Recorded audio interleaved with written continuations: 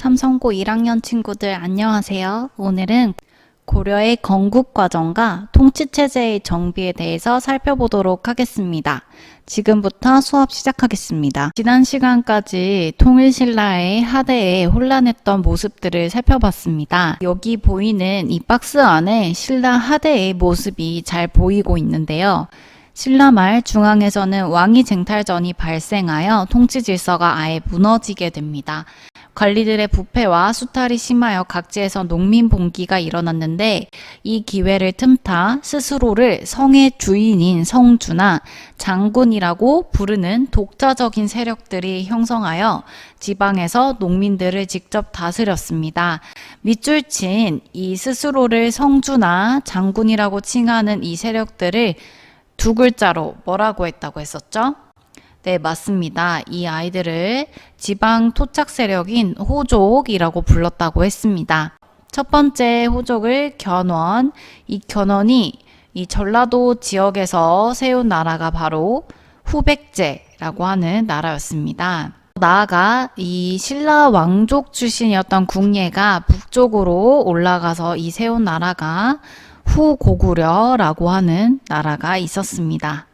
그리고 나머지 신라와 함께 이 시기를 고구려 백제 신라인데 이후에 생긴 삼국이라고 하여 후삼국 시대라고 부릅니다. 화면에 보이는 이 지도는 후삼국 시대를 한반도에 표시한 것입니다. 후고구려를 건국한 궁예는 이렇게 여러분들이 많이 본 익숙한 모습이죠. 그 다음 후백제를 세운 견원, 그 다음 다 망해져가는 신라, 이렇게 해서 후삼국 시대에 서로 한반도를 통일하기 위한 노력으로 전란에 휩싸이게 되었습니다.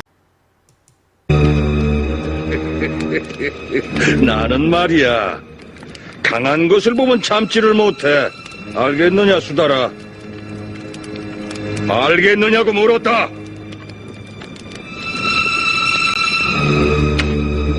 더럽다, 이놈아. 네 놈의 절개가 그토록 크고 대단하단 말이냐? 어디 두고 보자. 틀림없이 살려달라고 내게 빌게 될 것이니라.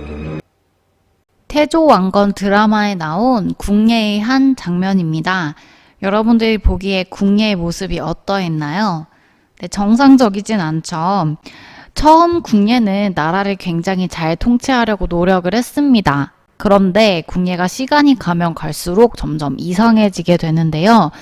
여러분들이 많이 들어봤을 법한 나는 관심법을 써, 너의 마음을 다 알아 라고 하면서 너 용모하려고 했지? 라고 하면서 자신을 믿어준 충신들을 마구 죽이기 시작했고요. 심지어 자기의 부인과 자기의 아들까지도 의심을 했습니다. 그리고 자기가 부처님의 환생이라면서 스스로를 신격화하는 모습을 보이기까지 하는데요. 궁예 밑에 있었던 신하들이 어떤 생각을 했을까요? 그쵸, 더 이상 궁예 밑에 있을 수가 없다라는 생각을 했겠죠. 그래서 궁예 아래에서 굉장히 많은 사람들의 신망을 받고 있었던 훌륭한 인물을 왕으로 추대하게 됩니다. 그 인물이 바로 여러분들이 많이 본 태조왕건입니다. 궁예를 쫓아내고 왕건이 후고구려의 왕이 되면서 왕건은 나라 이름을 고구려를 계승한다는 의미에서 고려로 바꾸었고요. 수도도 철원에서 송악, 현재의 개성 지역으로 바꾸게 되었습니다. 한편 신라는 날이 가면 갈수록 나라의 망조가 들어서기 시작했는데요. 대표적인 그 유적이 바로 이곳입니다. 포석정이라고 하는 곳인데요. 여기에 돌로 물길을 만들어뒀죠. 이 용도가 무엇이었을까요? 네, 아마도 추정컨 때 여기에 물을 띄워놓고 술잔을 올린 뒤 돌아가면서 마시는 아마 연회장이 아니었을까, 혹은 아니면 제사를 지내는 곳이 아니었을까라고 추정을 하고 있습니다. 아무튼 역사적 사실이 무엇인지 확실히 알 수는 없지만 이곳에서 신라의 경혜왕을 후백제 견원이 사로잡아서 죽이고 신라에 아주 큰 모욕을 주었다고 합니다. 견원은 굉장히 신라에 대해서 강경하게 밀어붙이는 정책을 했는데요. 여러분들이 만약 신라의 왕족과 귀족이었다면 후백제에 대해서 어떤 생각을 가졌을 것 같나요? 그렇죠. 후백제에게 망하면 우리는 정말로 끝장이다 라는 무서운 두려움을 느꼈겠죠. 나그네의 옷을 벗기기 위해서 바람과 태양이 내기를 한 아주 유명한 일화가 있죠. 나그네의 옷을 벗기기 위해서 바람은 몹시 추운 바람을 계속 불었지만 오히려 나그네는 옷을 더 껴입었고, 태양 같은 경우는 따뜻한 햇빛을 내려쬐므로써 나그네가 오히려 옷을 직접 벗게 하였습니다. 선생님은 그 일화를 들으면서 견훤과 왕건에 유사하다라는 생각을 했는데요. 신라가 나그네라고 생각을 한다면 신라에 굉장히 강경하게 밀어붙인 이 견훤이 아마 바람이 되었을 거고, 반면 이 신라에 대해서 굉장히 따뜻하게 우호적으로 대해준 사람이 바로 태조 왕건이었습니다. 태조 왕건은 신라에 대한 지원을 아끼지 않음으로써 신라가 후백제에 망하느니 고려에게 귀속됨으로써 자신들의 지위를 보전받고자 하는 생각으로 이어지게 했던 거죠. 실제로 신라 마지막 왕인 경순왕은 고려에 자신의 발로 항복을 하게 됩니다. 935년 길었던 신라의 역사가 끝이 나게 되죠. 반면 후백제의 경우 굉장히 허무하게 나라가 망하게 되는데요. 견훤의 아들이 2대 왕을 이어받을 때 아들 사이에서 내분이 일어나서 첫째 아들이었던 신검이 아버지인 견훤을 이 절 금산사에다가 가두어 두게 됩니다. 감금을 당하게 된 견훤은 몰래 절에서 빠져나와 후백제의 사정을 고려에게 다 이야기를 합니다. 후백제가 약해진 틈을 타서 태조 왕건이 후백제를 쳐들어가 후백제도 936년 멸망하게 됩니다. 거란에 의해 멸망한 발해가 중국에 귀속된 것이 아니라 결국 고려로 발해의 왕족들이 흡수가 되게 됩니다. 그래서 발해의 유민까지 포용을 한 태조 왕건은 이렇게 위에서는 발해 유민을, 아래에서는 신라와 후백제까지 다 포함을 시킴으로써 완전한 고려의 민족 재통일을 이루게 됩니다. 머나먼 여정을 거쳐 후삼국을 통일한 태조 왕건은 통일 이후 가장 먼저 무엇을 했어야 했을까요? 아마도 지방 각지에서 유력한 호족들이 아직까지 많이 남아있는 상황이었을 겁니다. 그래서 태조 왕건은 이러한 호족 문제를 해결하는 데 가장 큰 힘을 기울여야 했을 거예요. 결합 중에서도 가장 끈끈한 결합은 바로 피로써 이어지는 결합이겠죠. 태조 왕건은 정략 결혼을 실시합니다. 화면에 보이는 지도에 이렇게 충주, 강릉, 춘천 이런 지방의 강력한 호족들의 딸과 결혼을 하는데요. 총 29명의 부인을 두고 34명의 아들을 두었다고 합니다.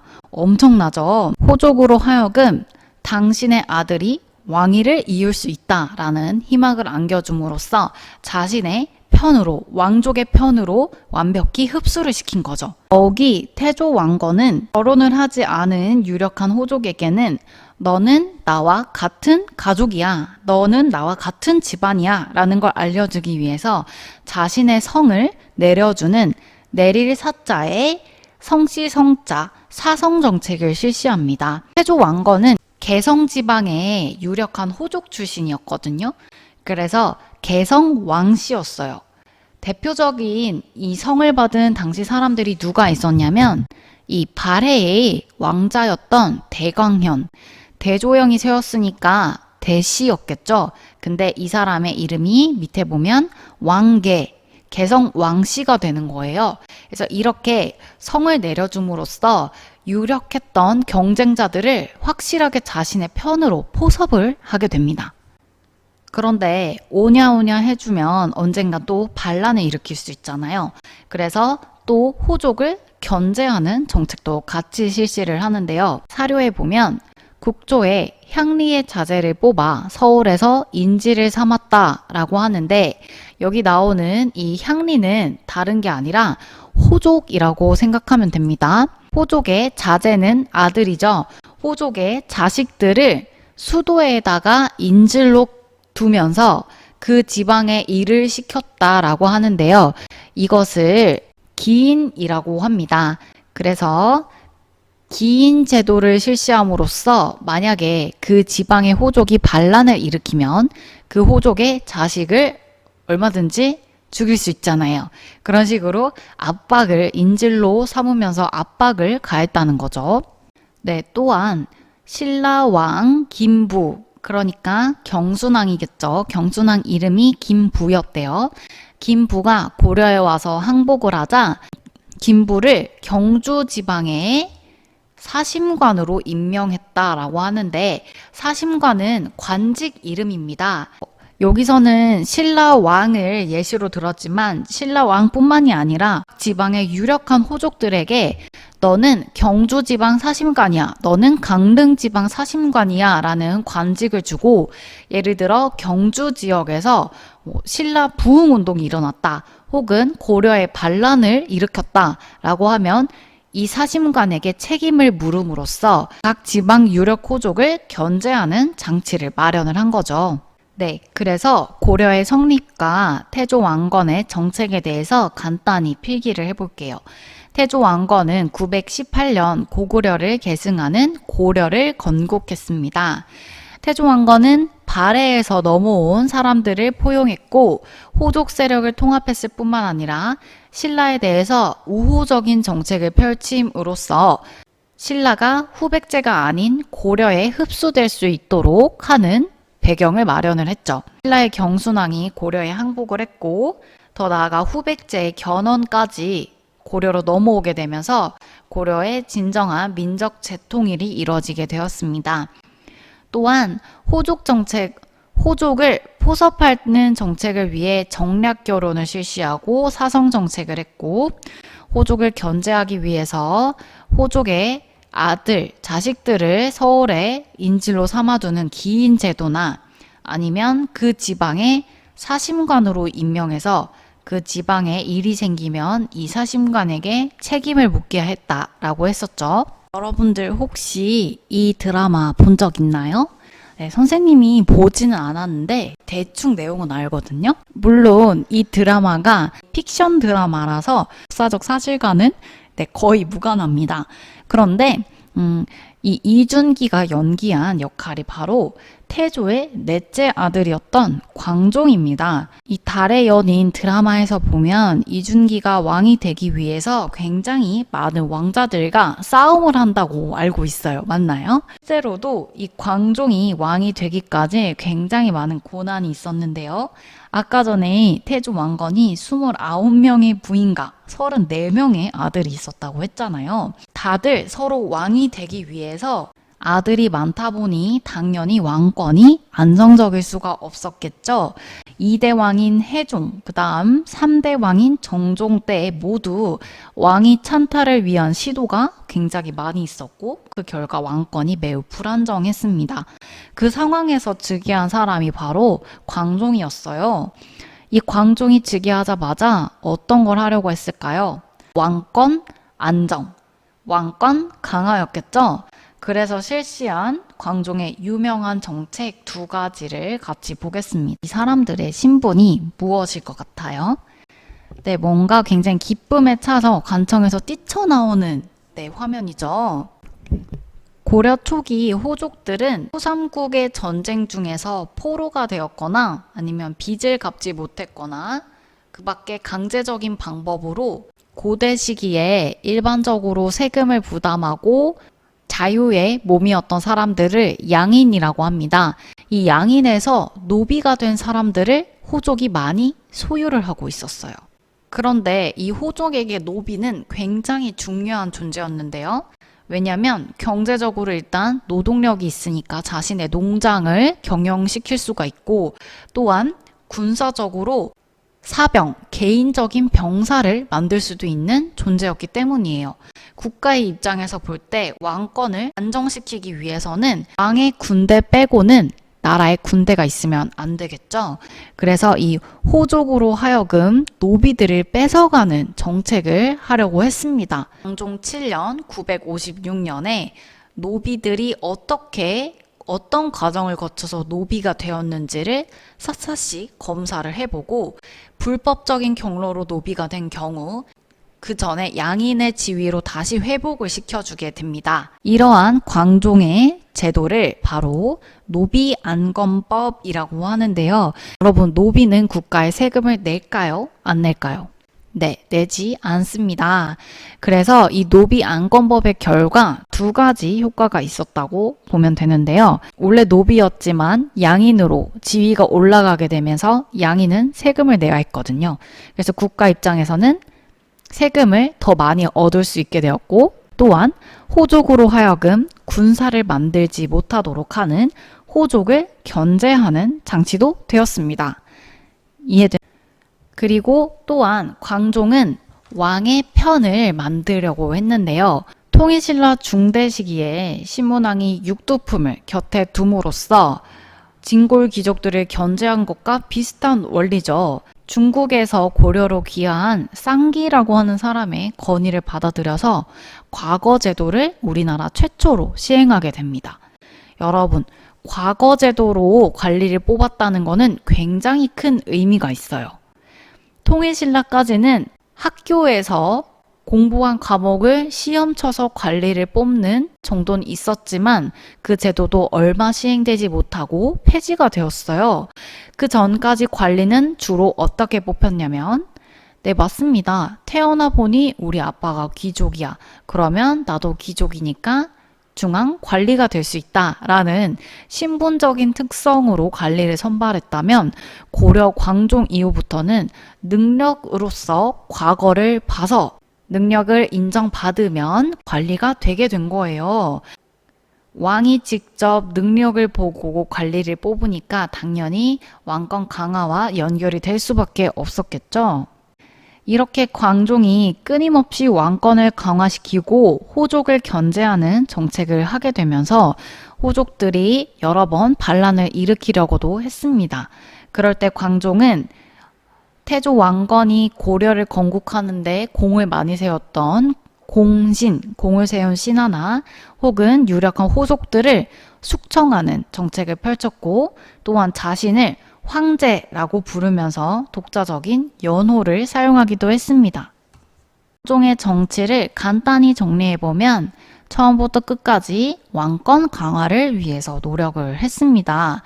호족들이 불법적인 경로로 노비를 소유한 것을 샅샅이 검사를 해서 노비를 해방시키는 것, 그게 노비안검법이라는 걸 했고요.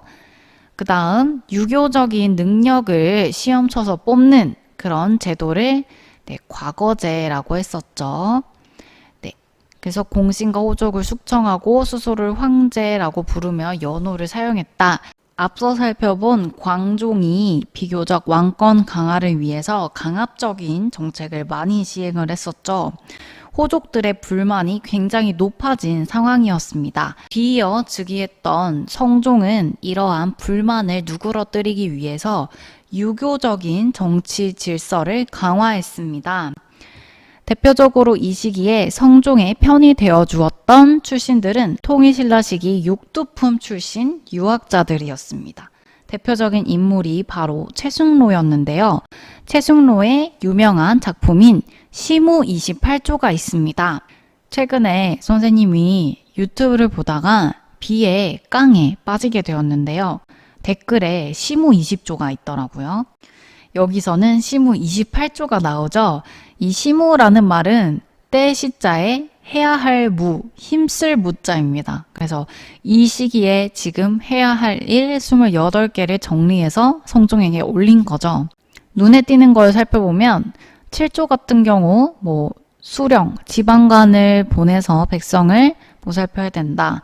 13조, 연등회와 이 8관회는 불교 행사입니다.